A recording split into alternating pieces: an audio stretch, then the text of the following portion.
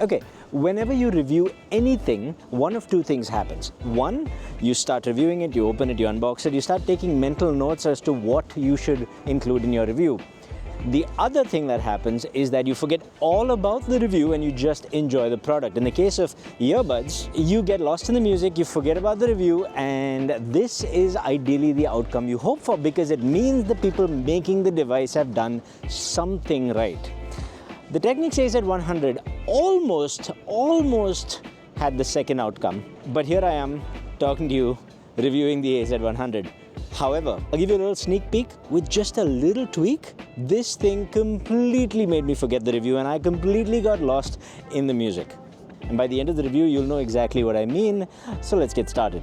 Now, unboxing the AZ100, I can say that there were no plastics used. It's only cardboard and paper all over, which is very nice. You get the case, you get the earbuds, you get a USB-C cable, and much to my surprise, you get 5 ear tips, 5 different sizes, making sure that you are guaranteed to get the right fit. If you're new to earbuds in general, I cannot emphasize how important getting the right fit is, both for sound quality as well as noise cancelling, so please take your time.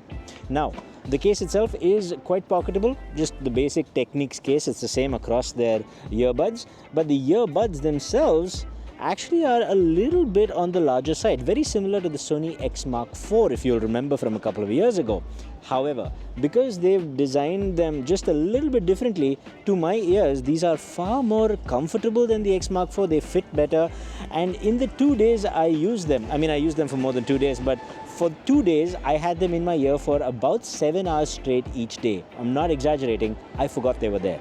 Now, I don't know if they'll fit everyone. People with smaller ears might have a little bit of a problem, but I suspect for a lot of people, this is going to be a very, very comfortable fit and a beautiful wearing experience overall. Now, the case does have wireless charging, which is nice. Otherwise, you charge via USB-C at the back. Interesting thing, there's no pairing button. The way you pair it is you take both of them out of the case and you put them in your ear, and then you touch and hold with a finger on each earbud, like you've, done something naughty and you're being punished, and then it goes into pairing mode. And it tells you that because there's a little Japanese lady hiding inside the earbud, talking to you, telling you everything that's happening. And in an ideal world, that'll be it. It's a comfortable pair of earbuds with a comfortable case. Now we should just talk about sound and get on with it. But to say that the AZ100 has some features and customization is like saying the sun is hot. Technically true, although right now, you fooled me. Technically true, but it just does not paint the whole picture. So let me paint it for you. The Technics app is oddly called the Audio Connect app. Very well laid out. You've got a home screen with all the stuff that you're more likely to use on a everyday basis almost. And then you've got the settings screen with all the stuff that you're probably going to use once and then forget about. We'll get to the home screen later. That's mostly sound things, so we'll cover that in the next section. But let's talk about those settings because it's a lot. Now, the way I characterize it, there's 2 different things that the settings menu does. One, it gives you so much functionality that I am willing to bet that for a lot of people, it's going to get quite overwhelming. Now, to Technics' credit, they have laid it out in a clean manner, and every time you go into an option, it tells you in very plainly written English what that option does and what the consequences of that option would be. For example, if you choose to have multipoint for 3 connections, that's right, you can have multipoint up to 3 devices, but at the expense of using the LDAC codec. But the app tells you that that is the trade-off you're going to make. If you use 2 connections, you can still use LDAC and so on. You can also choose low energy audio, and if you do that, you basically let go of multipoint altogether. You wouldn't have known that unless the app had told you. You would have found out eventually, but my point is, I'm glad that Technics has the information laid out. Now, not all the information is laid out quite that nicely. For example, there's this one option. I'm just going to show it to you here, and I'll admit this one was a bit of a head scratcher to me, but after a minute of reading the menu, I realized that they're just talking about latency. This menu allows you to either leave it on auto or choose between high and low latency. The effect of which is if you have high latency, audio and video sync issues exist, but you have a better chance of using LDAC at a higher bitrate. This is a very cool thing for a nerd and a geek like me. Sometimes I might want to listen to music and I might want to force it to go for the higher bitrate, and I don't care about latency because it's just audio. But for most people, just leave it on automatic. And that's the other good thing. for most of these options, if you're not a power user, if you don't want to get lost in the weeds, you can just leave it on automatic and the buds work just fine. Which brings me to the second thing the settings menu does, customization. I mean, this might be the most customizable set of earbuds I have ever come across. For example, you can change the language in which that little lady that sits inside the earbud talks to you. You can change her language, but you can also get her to call different devices by different labels. So if it's connecting to my laptop, for example, I can get it to say, hey, connect it to computer instead of smartphone, which is great. I don't know if I'd ever actually use it, but it's there if you want it. And there's lots of little things like this. There's no way I'm going to go through all of them, but I will give a massive shout out to the touch controls and the customization you have. Basically, you've got touch controls on either earbud. They work pretty well, although if you touch around the edges, it doesn't work that well. You have to kind of consciously touch towards the center, but you can basically pair any gesture to any function. Period. No, seriously, just anything to anything, which is great because I didn't like the default setting it came with and I have made it mine. The one thing I wish they had was swipe up and down for volume. That's a really nice feature that the Google Pixel Buds Pro 2 have. But what I've done is I've paired the volume up and down to touch and hold, which for me works brilliantly. This is the kind of functionality I want from Sony and Samsung and everybody else, but shout out to Technics for doing it right. Which brings me to some of the interesting bits of functionality that are provided, because there's actually a couple of interesting features here. My favorite is the AI voice focus thing. Basically, it's a microphone noise suppression. So if I'm using the onboard microphone of the AZ100 to talk, it'll cancel out the external noise. But the fun part is not just that, right? The fun part is you can actually get it to apply that noise suppression to the person who's calling you. So if you've got that one friend with the Bose Quietcomfort Ultra who keeps going on about the noise cancelling and then calls you whilst on a busy street, you know that's going to sound horrible. If you don't know, I did an entire review of the Bose Quietcomfort Ultra. Go check it out. The microphones are, it's ironic that something that's so good at noise cancelling, which we're going to use as a reference later in this video, by the way, is so bad at microphone noise cancelling. The AZ100 will actually take that person's voice and filter it out, will actually suppress noise on the other end of the call, which is wild to me. In fact, I don't think you quite understand how good this system is. So check this out. Okay, we are in Shibuya Crossing in Japan. Literally the busiest place, the loudest place. There's loudspeakers, there's people, there's buskers. I cannot think of a better microphone test for the Technics AZ100. Question is, what do you hear? Are you hearing my voice? Is it coming through clearly? Is the background noise being filtered out? Is there a lot of artifacting? I'm going to continue the test. I'm going to walk this way because there's speakers, there's music playing in the background, literally a speaker on the street. Is that the government playing music for everyone? What is that situation? What do you think? I'm saying this is one of the best microphones on a Bluetooth earbud. It's not even a stem style earbud. What? Okay, I don't think y'all understand how good the Technics AZ100 is. I'm going to show you. This is the street noise, right? This is what you're hearing. There's a speaker, there's music, there's people. It's a lot. It's a lot.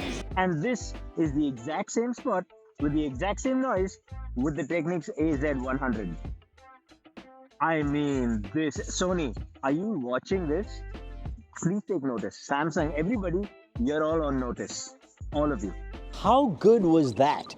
Which brings us neatly segued into sound quality. So let's start with noise handling, active noise cancellation, transparency, and then we can maybe talk about sound quality. Okay, for noise handling, here's how I go about it. I actually measure the active noise cancellation of my earbuds and I present you with that information. And the way I do it is I have this reference noise signal, which you see up there, and then I run that noise signal through the Technics AZ100 and record the output with a artificial ear microphone thing. I'm just going to leave it at that for a lot of people, otherwise it'll just get too technical. But basically, what we're looking for is the sound should be reproduced. We're looking for a second line that's lower than the first. The lower it is, the better it is. Frequency on x-axis, loudness on y-axis. So less loud equals more noise cancelling. Yay! And as you can see, it is pretty low. I mean, there are parts where the noise cancelling is up to 35 decibels, which is fantastic, by the way, really. The problem is it's a little let down by the fact that some parts of this frequency response, some parts of this noise cancelling are only 18 to 22 decibels strong, which is really not that great. That's the sort of noise cancelling you get from something that's only $100, and that should not have a place on something that costs this much. Having said that, the overall effect of it is really good. Out and about on the street, this is fantastic. But there's no point me telling you it's fantastic. Let's compare it to the king of noise cancelling right now, the Bose Quietcomfort Ultra. Again, for reference, lower is better. Whichever line is lower is suppressing more noise. And you can see that in some places, the Technics AZ100 is actually doing a very good job giving the Bose a run for its money. However, there's this big frequency range right in the middle. Can you see that the Bose is just way lower? Because it's the king. That is S tier noise cancelling. And the Technics falls short of that, but I'm still going to give it an A tier. Bit of an A minus. I wish it still did better in certain ranges, but still, very usable results. Genuinely good noise cancelling in my opinion. Now there's also an adaptive noise cancelling mode, but in my testing, both subjective and objective, it's the same as just 100% noise cancelling. So the one I showed you is the one you're more than likely going to use in most cases. Now it is worth noting that there's a system, right? The app actually gets you to adjust the noise cancelling to what sounds most effective to you. So I suggest when you're doing that, go to a very noisy environment, set it over there, and then use the noise cancelling on 100% and you'll get a pretty good result. Now, transparency. Same reference line, but now instead of having a lower line, what we want is a line that replicates the reference line identically. Basically, whatever noise is coming through, you want the Technics AZ100 to reproduce it in your ears in a realistic manner, in a lifelike manner. And for reference, the AirPods Pro, I'm not even going to put it up because it reproduces it almost exactly. It is that good. The Bose Quietcomfort Ultra also is that good. Others, not so much. Now you get a knob, 0 to 100%, just like noise cancelling. And in my testing, 80% gave you the most close to reference line as possible. And it's still not fantastic. It does follow the reference line for a lot of the frequency range, but come closer to the mids and highs, it's not perfect, okay? But this is, as you can see, quite close. So would I recommend 80%? No. Subjectively, when I'm out and about like this, if I'm using it at 80%, it sounds very, very unnatural to me. And there's a little bit of white noise, quite a bit of white noise that kind of creeps in. It's weird. I use it between 60 and 75%, and that gives me the best results. So where noise cancelling was A tier, easy, transparency, I would probably put it in a B+. It's not bad. It does the job. It's just not that great. Now, there is also an attentive mode in transparency, and it basically says that it emphasizes voices. You would think that it boosts voices, right? Those frequencies. It doesn't. Thankfully, because that would be very obnoxious, thankfully, all it does is it reduces the bass and the highs in your environment, thereby emphasizing voices. Problem is, again, subjectively, when I was actually using it, people's voices sounded very robotic and weird, and I could hear my voice also weird. I'm not a big fan of this mode. Honestly, I would just use transparency and be done with it, but since I measured it, I thought I'd report it to you anyway. And that brings us to sound quality. Okay, this is a can of worms. I'm going to put up a frequency response, but I understand not everyone knows how to read it. However, I will speak of it in relatively layman's terms, and then for the audiophiles, for the frequency response measurement masters out there, I'll point out what I'm talking about as well. First off, you have a number of EQ profiles that the app comes with. Direct means that it's not applying an EQ profile, that's the default EQ profile. So let's talk about that first, okay? When I put these on, my initial impressions, without having ever measured them, was that it was very bassy, not necessarily overly warm, but a little bit warm, but very sub-bass focused. Mids and highs seemed okay, but there was a little sharpness somewhere that gave vocals a sharp edge. Nothing that sounded overly sharp or grating to the ear, but it definitely did stand out to me as being a little overemphasized, and I had a feeling Technics had done that to cut through the sound because the bass was so overbearing. And when I measured it, sure enough, you can see that the peak of the bass is higher than the peak of the pinna gain at 2 kilohertz, 2.5 kilohertz, and that usually means that it's going to sound a little too bassy, and it does. To my ears, it's just too overpowering. It doesn't suit a lot of genres, but if you're listening to hip-hop, anything that requires a bit more bass, it is a fun listen while still keeping the clarity in the mids and highs, because overall, despite me thinking the bass is too much and whatnot, the frequency response is very smooth. There's no major issues except this dip at 1 kilohertz. I'm not going to complain about it too much, but it is weird as heck though. What I will complain about a little bit is that peak in the treble. Now, here's where EQ comes in. EQ does help, but it doesn't have the sliders required to actually cut that 6 kilohertz. So I can't do anything about that. What I can do something about is the bass. What I recommend is that you drop 250 hertz by a couple of notches and the bass slider down by 3 to 4 notches.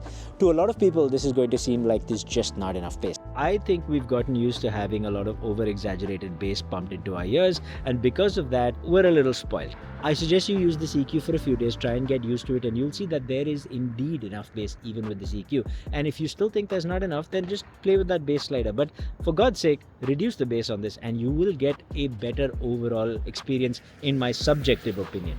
Okay, so this part of the video I've added after the fact. That's probably why the video is going to be a little bit more delayed. But here's the thing, on further testing, that little dip at 1 kilohertz that I couldn't hear in a lot of other songs, hard rock, heavy metal, I could definitely hear a difference there, and the lack of presence in the 2 and 4 kilohertz region. And here's what I mean, right? If you go into the EQ and you bump the 1 kilohertz slider up 3, 4, 5 notches even, it does seem to add a little bit of that character, a little bit of that bite and grunge that you expect from these kind of songs starts to come back. Similarly, the 2 to 4 kilohertz range, bump that up, not too much, maybe 3, 4 notches, and yes, then those genres start to come alive. Even then, any distorted guitars tend to sound smoothed over, and this is something that Technics seems to do. When I reviewed the AZ100 a couple of years back, it had the same effect, and it's weird, and it's just, it does not sound right to me at all. With a little bit of EQ like I just suggested, most people will not find this to be a deal breaker because, yeah, music starts to sound just as good as any other genre of music. Fundamentally, I hate that earbuds are genre specific sometimes. Like, it's not supposed to be. A sound reproducing device should reproduce sound, period. It should just be good for any genre. So I don't like fundamentally where Technics is going with this. But with a little bit of EQ, I think it's going to be good enough for a lot of people. I still think they have issues, something with the smoothing over. I don't know what it is, but EQ will resolve it. And if you don't listen to a lot of hard rock and heavy metal, then that's okay. Just the bass slider will do. Because the one criticism I will have, no matter with EQ or without, is that the bass could be a little better controlled in the mid bass. So you've got the deep rumbly sub bass, and then you've got the mid bass, which is the punchy part, right? The hit of the drum and so on. I think the punchy part, it doesn't hit quite as tightly as it should. If you listen to OnePlus Buds Pro 3 or Pro 2, you'll understand what I mean by this. And I think the Technics could do with a little more of that. But overall, with a little bit of EQ, this was such lovely sound that I just literally got lost in the music and I forgot about the review for 2 whole days straight. During those 2 days, I actually got amazing battery life. I'm talking 7 hours with 20% left in the battery, using LDAC with noise cancelling on. I wasn't playing music the whole time, maybe 3 hours, 3.5 hours each day. The rest of the time I was just using it for noise cancelling. But I mean, even if it just lasted 7 hours straight, that's pretty good. That's pretty good. And you've got wireless charging and you've got an extra charge out of the box. I think from a battery life perspective, this thing really, really is good. So where does that leave us with the Technics AZ100? Well, you get fundamentally a very comfortable pair of earbuds. Almost forgot it's there in my ear right now. You get a pocketable case, you get excellent battery life, and mic quality that honestly, it's the best I've seen in terms of noise handling. It's so good, so good. And a couple of lovely nifty little features there. And I love the full customization of the touch controls. What I'm not a big fan of is the inundation of functionality. It's just a little too much for a lot of people, but it's not a deal breaker for me, and I suspect for a lot of people, it's not going to be a deal breaker. Sound-wise, I think noise cancelling is very good, very usable, and transparency is not that great. But again, not a deal breaker for me, because on balance, even with the tonal balance not agreeing with my preferences, I have to say it was a very pleasurable thing to listen to. With a little bit of EQ, I got it to where I am basically going to daily drive this over almost everything else I have. I think overall, this is a fantastic pair of earbuds where Technics has got a lot of things really, really nailed down. If they fix that transparency mode, if they tweak their sound a little bit, I think it'll basically be an unstoppable bit of kit. Even now, I think if you get it at, I don't know, about $250 or so, or in the future if you get it at a discount, I think this is an easy recommend to a lot of people. Try the EQ, see if you like it, or if you don't like it, if you just like the review, hit the like button. Also subscribe. I had to ask, right? At some point in the review I had to ask. Okay, I'll see you in the next one. Stay happy, stay peaceful, stay colorful. Namaste.